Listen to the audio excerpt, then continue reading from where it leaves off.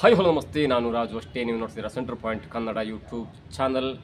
ಬಾಗಲಕೋಟೆ ಉಪಚುನಾವಣೆಯ ಸಮರ, D K master plan, Jarkiholi ತಂತ್ರಕ್ಕೆ ಡಿ ಕೆ ಸೆಡ್ಡು, ಸಿ ಎಂ ಪಟ್ಟಕ್ಕೆ ಹಾದಿ ಸುಗಮ. ಏನಿದು ಅಪ್ಡೇಟ್ ಇವೆಲ್ಲವನ್ನು ನೋಡೋಣ. ಅದಕ್ಕಿಂತ ಮೊದಲು ಇಲ್ಲೇ ತನಕ ನಮ್ಮ ಚಾನಲ್ನ ಸಬ್ಸ್ಕ್ರೈಬ್ ಮಾಡಿಲ್ಲ ಅಂದರೆ ಈಗಲೇ ಸಬ್ಸ್ಕ್ರೈಬ್ ಮಾಡಿ, ಜೊತೆಗೆ ಕಾಮೆಂಟ್ಗಳ ಮುಖಾಂತರ ತಮ್ಮ ಅಭಿಪ್ರಾಯವನ್ನು ತಿಳಿಸಬಹುದು. ವೀಕ್ಷಕರೇ, ದಾವಣಗೆರೆಯ ದಕ್ಷಿಣ ಕ್ಷೇತ್ರ ಅಂತ ಬಂದಾಗ ಶಾಮನೂರು ಮೂರನೇ ಕುಡಿ ಸಮರ್ಥ್ ಮಲ್ಲಿಕಾರ್ಜುನ ಅವರು ಗೆಲ್ಲಲಿಕ್ಕೆ ಏನೆಲ್ಲ ಪ್ರಯತ್ನ ಮಾಡಬೇಕಲ್ಲ ಅದನ್ನೆಲ್ಲ ಮಾಡಿದರೆ ಅದು ಒಂದು ಪ್ರಕರಣ, ಅದು ಒಂದು ಸಬ್ಜೆಕ್ಟ್ ಅಂತ ಹೇಳ್ಬೋದು.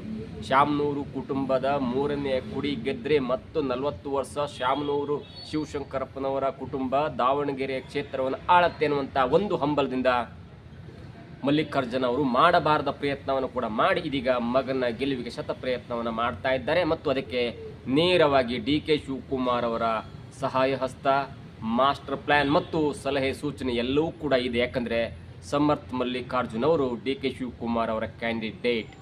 ಇದು ಪಾಯಿಂಟ್ ನಂಬರ್ 1. ಇನ್ನು ಬಾಗಲಕೋಟೆಯ ಉಪಸಂಹಾರ ಅಂತ ಬಂದಾಗ ಅಲ್ಲಿ ಸಿದ್ದರಾಮಯ್ಯನವರ ಆಪ್ತ ಮೇಟಿಯವರ ನಿಧನದ ನಂತರ ಅವರ ಮಗನಿಗೆ ಟಿಕೆಟ್ ಕೊಡಬೇಕಾ ಬೇಡ, ಯಾರಿಗೆ ಕೊಡಬೇಕು ಅನ್ನುವಂಥ ಗೊಂದಲ ಕೊನೆಯ ತನಕ ಇತ್ತು.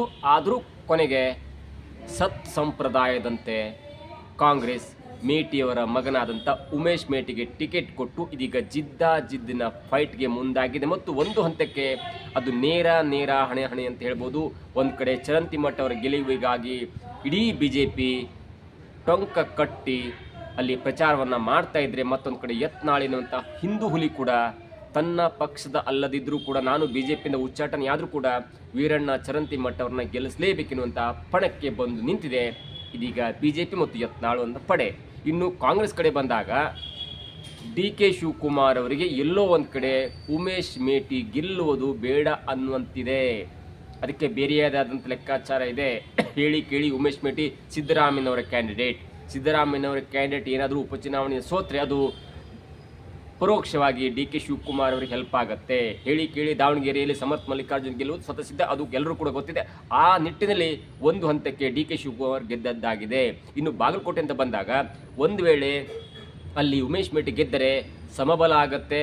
ಒಂದು ಕಡೆ ಡಿ ಕೆ ಶಿವಕುಮಾರ್ ಅವರ ಕ್ಯಾಂಡಿಡೇಟು ಗೆದ್ದಂಗಾಗುತ್ತೆ, ಮತ್ತೊಂದು ಕಡೆ ಸಿದ್ದರಾಮಯ್ಯನವರ ಕ್ಯಾಂಡಿಡೇಟು ಗೆದ್ದಂಗಾಗತ್ತೆ. ಮತ್ತು ಜನಪ್ರಿಯತೆಯ ಆಧಾರದ ಮೇಲೆ ಒಂದು ಹೆಜ್ಜೆ ಸಿದ್ದರಾಮಯ್ಯನವರು ಮುಂದೆ ಇದ್ದ ಹಾಗಾಗತ್ತೆ.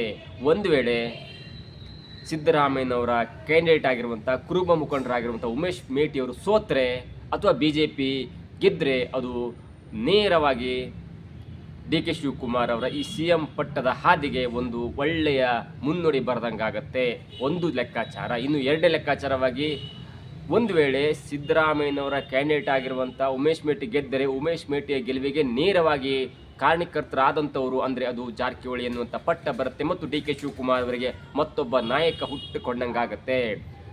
ಬಾಗಲಕೋಟೆಯ ಉಪಚುನಾವಣೆ ಅಂತ ಬಂದಾಗ ನೇರವಾಗಿ ಸತೀಶ್ ಜಾರಕಿಹೊಳಿ ಅವರು ಅಲ್ಲೇ ದಿನಂಪ್ರತಿ ಪ್ರಚಾರ ಮಾಡ್ತಿದ್ರೆ, ಸಂಘಟನೆ ಮಾಡ್ತಿದ್ರೆ ಮತ್ತು ದಲಿತ, ಹಿಂದುಳಿದ, ಅಲ್ಪಸಂಖ್ಯಾತ ಎಲ್ಲ ಮುಖಂಡರ ಜೊತೆ ಸಭೆಯ ಮೇಲೆ ಸಭೆ ಮಾಡ್ತಿದ್ದಾರೆ. ಮತ್ತು ಉಮೇಶ್ ಮೇಟಿಯ ಗೆಲುವಿಗಾಗಿ ಟೊಂಕ ಕಟ್ಟಿಕೊಂಡು ನಿಂತಿದ್ದಾರೆ ಸತೀಶ್ ಜಾರಕಿಹೊಳಿ ಅವರು. ಹೀಗಾಗಿ ಒಂದು ವೇಳೆ ಉಮೇಶ್ ಮೇಟಿ ಗೆದ್ದರೆ ಅದು ಮತ್ತೊಬ್ಬ ನಾಯಕ ಹುಟ್ಕೊಂಡಂಗಾಗತ್ತೆ ಮತ್ತು ತನಗೆ ವಿರೋಧಿಯಾದಂಥ ಎದುರಾಳಿ ಒಬ್ಬ ಹುಟ್ಕೊಂಡಂಗಾಗತ್ತೆ ಅನ್ನುವಂಥ ಕಾರಣವೂ ಕೂಡ ಇದೀಗ ಡಿ ಕೆ ಶಿವಕುಮಾರ್ ಅವರಿಗೆ ಯೋಚನೆ ಮೇಲೆ ಯೋಚನೆ ಮಾಡುವ ಹಾಗೆ ಮಾಡಿದೆ. ಹಾಗಾಗಿ ಡಿ ಕೆ ಶಿವಕುಮಾರ್ ಅವರು ಬಾಗಲಕೋಟೆಯ ಕಡೆ ಜಾಸ್ತಿ ಪ್ರಚಾರಕ್ಕೆ ಹೋಗ್ತಿಲ್ಲ, ಜಾಸ್ತಿ ಅಲ್ಲಿ ತಲೆಯನ್ನು ಕೆಡಿಸ್ಕೊಳ್ತಿಲ್ಲ, ಅಲ್ಲಿ ಜಾಸ್ತಿ ಮಾಸ್ಟರ್ ಪ್ಲ್ಯಾನ್ ಮಾಡ್ತಿಲ್ಲ. ಅದೇ ಒಂದು ಮಾಸ್ಟರ್ ಪ್ಲ್ಯಾನ್ ಆಗಿದೆ. ಯಾವಾಗ ಒಬ್ಬ ಕ್ಯಾಂಡಿಡೇಟ್ನ ಪ್ರಚಾರಕ್ಕೆ ಹೋಗಲ್ಲ, ಅಲ್ಲಿ ಜಾಸ್ತಿ ತಲೆ ಕೆಡಿಸ್ಕೊಳ್ಳಲ್ಲ ಅಂತ ಒಂದು ಲೆಕ್ಕಾಚಾರ ಇದೆಯಲ್ಲ, ಅದೇ ಡಿ ಕೆ ಶಿವಕುಮಾರ್ ಅವರ ಮಾಸ್ಟರ್ ಪ್ಲ್ಯಾನ್. ಇದರ ಅರ್ಥ ಬಾಗಲಕೋಟೆಯಲ್ಲಿ ಉಮೇಶ್ ಮೇಟಿ ಎನ್ನುವಂಥ ಒಬ್ಬ ಕ್ಯಾಂಡಿಡೇಟ್, ಸಿದ್ದರಾಮಯ್ಯನವರ ಕ್ಯಾಂಡಿಡೇಟ್ ಮತ್ತು ಆ ಗೆಲುವಿಗಾಗಿ ಪರಿತಪಿಸ್ತಿರುವಂಥ, ಗೆಲುವಿಗಾಗಿ ಟೊಂಕ ಕಟ್ಟಿ ನಿಂತಿರುವಂಥ ಸತೀಶ್ ಜಾರಕಿಹೊಳಿಯವರ ಕ್ಯಾಂಡಿಡೇಟ್ ಸೋತ್ರೆ ಅಷ್ಟರ ಮಟ್ಟಿಗೆ ಡಿ ಕೆ ಶಿವಕುಮಾರ್ ಅವರಿಗೆ ಒಂದು ಒಳ್ಳೆಯ ಪ್ಲಸ್ ಆಗುತ್ತೆ. ಹೀಗಾಗಿ ಡಿ ಕೆ ಶಿವಕುಮಾರ್ ಅವರು ಬಾಗಲಕೋಟೆಯ ಕ್ಷೇತ್ರದ ಕಡೆ ಮುಖ ಕೂಡ ಮಾಡ್ತಿಲ್ಲ. ಒಮ್ಮೆ ಹೋಗ್ತಾರೆ, ಒಂದು ಸಭೆ ಮಾಡ್ತಾರೆ, ಬಂದುಬಿಡ್ತಾರೆ, ಮತ್ತು ಯಾವಾಗ ಹೋಗ್ತಾರೆ ಸಭೆ ಮಾಡಿ ಬಂದುಬಿಡ್ತಾರೆ.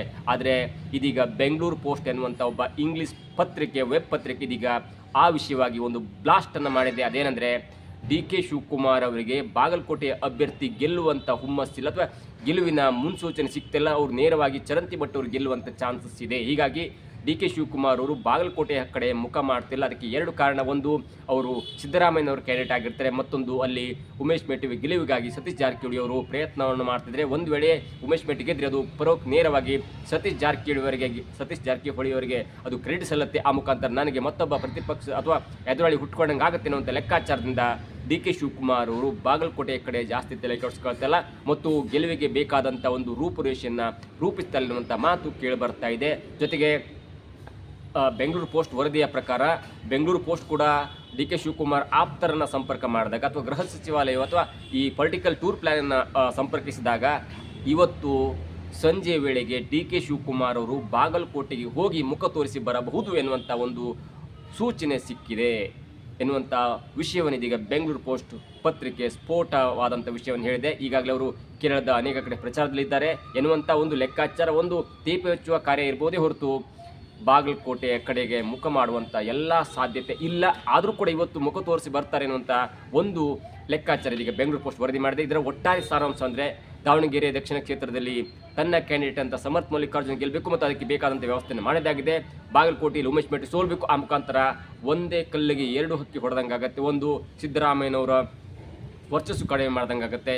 ಎರಡನೇದಾಗಿ ಗೆಲುವಿನ ಕ್ರೆಡಿಟನ್ನು ತೆಗೆದುಕೊಳ್ಳಬಹುದಾದಂಥ ಸತೀಶ್ ಜಾರಕಿಹೊಳಿ ಎನ್ನುವಂಥ ಒಬ್ಬ ಉತ್ತರ ಕರ್ನಾಟಕದ ಅಥವಾ ನಾಯಕ ನನಗೆ ಎದುರಾಳಿ ಆಗಬಹುದು ಎನ್ನುವಂಥ ಲೆಕ್ಕಾಚಾರದ ಮುಖಾಂತರ ಇದೀಗ CM ಪಟ್ಟದ ಹಾದಿಯನ್ನು ಸುಗಮ ಮಾಡುವ ನಿಟ್ಟಿನಲ್ಲಿ ಡಿ ಕೆ ಶಿವಕುಮಾರ್ ಅವರು ಒಂದೊಳ್ಳೆ ಮಾಸ್ಟರ್ ಪ್ಲ್ಯಾನ್ ಮಾಡಿದ್ದಾರೆ ಎನ್ನುವಂಥ ಸುದ್ದಿಯನ್ನು ಇದೀಗ ಬೆಂಗಳೂರು ಪೋಸ್ಟ್ ತನ್ನ ಅಂದರೆ ವಿಸ್ತೃತವಾದ ವರದಿಯಲ್ಲಿ ಸ್ಫೋಟವಾದಂಥ ಮಾಹಿತಿಯನ್ನು ಹಂಚಿಕೊಂಡಿದೆ. ಮುಂದಿನ ದಿನಗಳಲ್ಲಿ ಯಾವ ಕ್ಷೇತ್ರದಲ್ಲಿ ಯಾರು ಗೆಲ್ತಾರೆ ಕಾದು ನೋಡಬೇಕಾಗಿದೆ. ಇದಾಗುತ್ತೆ ಇವತ್ತಿನ ವಿಶೇಷ. ನೋಡ್ತಾರೆ centre point Kannada YouTube channel.